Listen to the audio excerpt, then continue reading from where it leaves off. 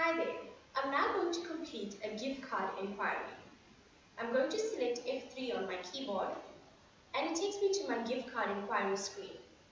I'm going to select Loyalty Works and I'm going to scan in my card number. As you see, it tells me my available balance and my balance. You can print this and hand it to your customer.